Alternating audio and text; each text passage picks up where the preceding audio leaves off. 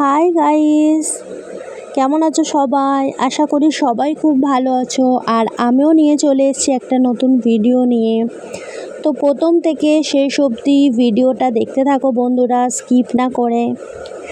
তো এখানে পেঁয়াজ, আদা, গন্ধরাজ, লেবু, কাজু বাদাম, কাঁচা লঙ্কা সব নিয়ে নিয়েছি।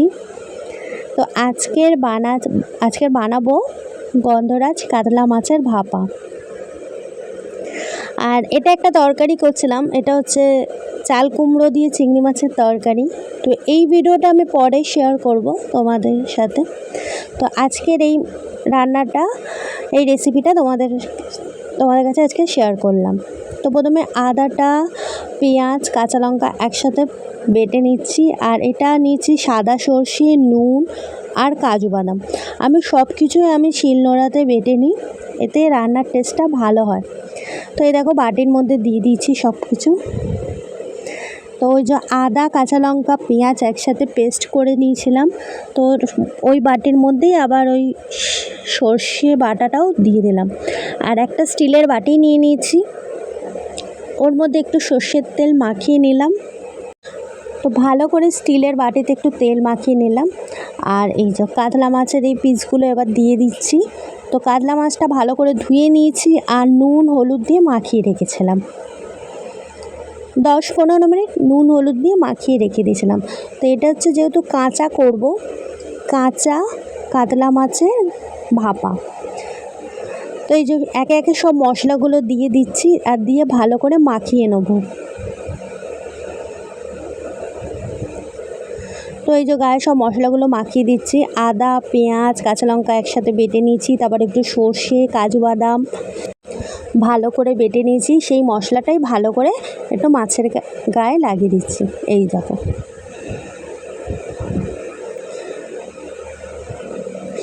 এখানে যত ভালো করে মাখাবো তাহলে কী হবে, মশলাটা ওর স্বাদটা পাওয়া যাবে। তো সর্ষেটা আমি একটু অল্পই নিয়েছি, পরিমাণ মতো নিয়ে একসাথে বেটে নিয়েছি।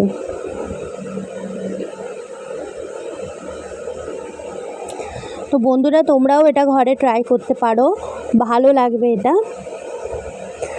আর হাতে যেহেতু লেগে যাচ্ছে মশলাটা, তাই এইভাবে টিফিন বক্সে সাইডে সাইডে দিয়ে দিচ্ছি। আর এখানে হচ্ছে আমি গন্ধরাজ লেবু নিয়েছি। তো গন্ধরাজ লেবুর এই যে সবুজ অংশটা, এটা আমি গ্রেট করে নিচ্ছি।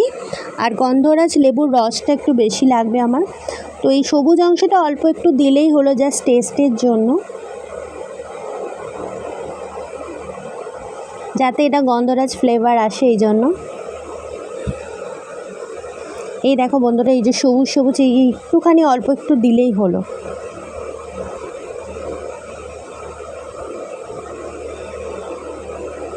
তো আবারও একটু ঘষে নিচ্ছি।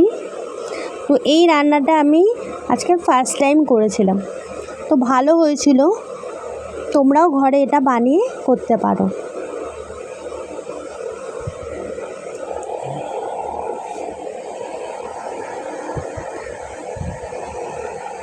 আর এই যে রান্নাটা একটু হচ্ছে, একটু হালকা সবুজ সবুজ হবে এই হচ্ছে। আর ওপর থেকে দিয়ে দেবো এবার লেবুর রস। তো দানাগুলো ফেলে দিচ্ছি।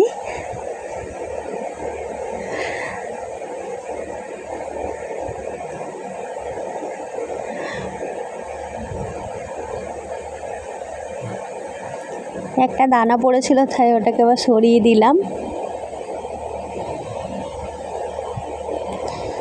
তো এই দেখো বন্ধুরা, ভালো করে রসটা নিগড়ে দিতে হবে।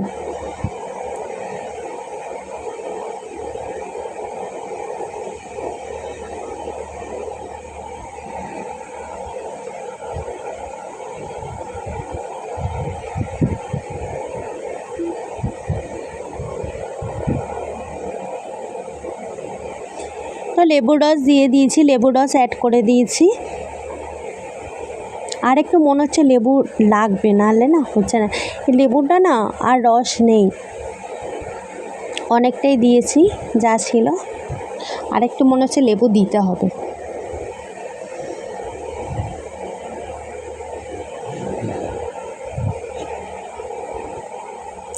তো বন্ধুরা, তোমাদের যদি ভালো লেগে থাকে আমার ভিডিও। তো তোমরা প্লিজ বন্ধুরা চ্যানেলটিকে সাবস্ক্রাইব করে দিও, ভালো লাগলে লাইক করো, কমেন্ট সেকশনে জানিও, আর প্লিজ বন্ধুরা চ্যানেলটিকে শেয়ার করো। আর হয়তো আমার কথা বলতে বলতে যদি কোনো কিছু ভুল হয়ে যায় তো তোমরা কিছু মনে করো না। তো এই দেখো লেবুর রসটা দেওয়া হয়ে গেছে, আর এবার দিয়ে দিচ্ছি একটু স্বাদ মতো নুন।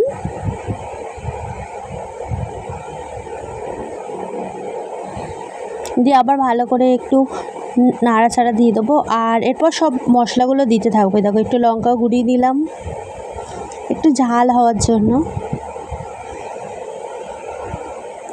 আর ওপর থেকে একটু তেল অ্যাড করব, সর্ষের তেল অ্যাড করেছি।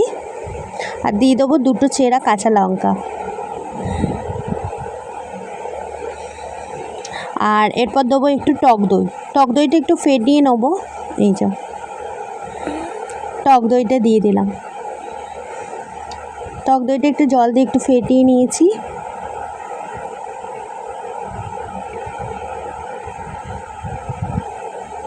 তো এবার টক দইটা অ্যাড করে দেবো, আর দিয়ে ভালো করে একটু চামচের সাহায্যে একটু নাড়াচাড়া করে ঢাকনা চাপা দিয়ে দেবো।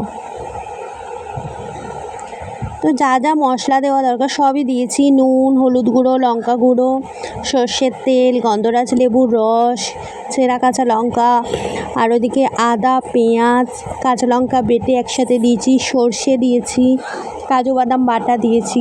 তো আবার একটু লেবু কেটে এনেছি, এই যে লেবুর রসটা একটু দিয়ে দিচ্ছি, আর একটু লেবুর সবুজ অংশটা দিলাম। দিয়ে এবার ভালো করে ঢাকনা চাপা দিয়ে দেবো, দিয়ে 20 মিনিটের জন্য এটা ভাপে রাখবো।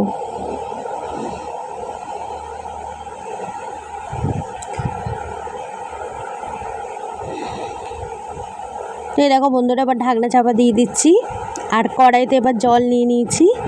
এই যে এতটা মতন জল নিয়েছি, আর ওই টিফিন বক্সটা বসিয়ে দিয়েছি। তো রান্নার তো এই সব তো হয়ে গেছে, এবার এগুলো একটু এই জায়গাটা পরিষ্কার করে নিচ্ছি। তো দেখতেই পাচ্ছ বন্ধুরা জলটা খুব জোর ফুটছে, আর এই টিফিন বক্সটা ঠিক মাঝখানটা এনে রেখে দিচ্ছি। তো এটা ফুটতে দিয়েছিলাম প্রায় 20 থেকে 25 মিনিট মতন।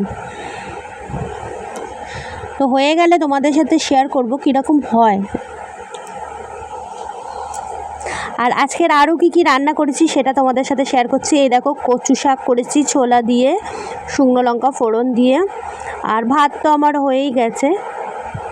আর এই দেখো 25 মিনিট পর মাছটা এই রকম হয়েছে।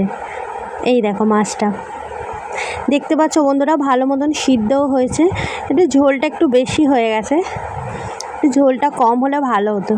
তো আমরা যেহেতু এই ঝোলটা দিয়ে খেতে ভালোবাসি তাই তখন সবাইকে খেতেও দিয়ে দিয়েছি, আর আমিও খাবার নিয়ে বসে গেছি। এ দেখো বন্ধুরা মাছটাও সিদ্ধ হয়েছে। তো ভালো লাগলে লাইক করো।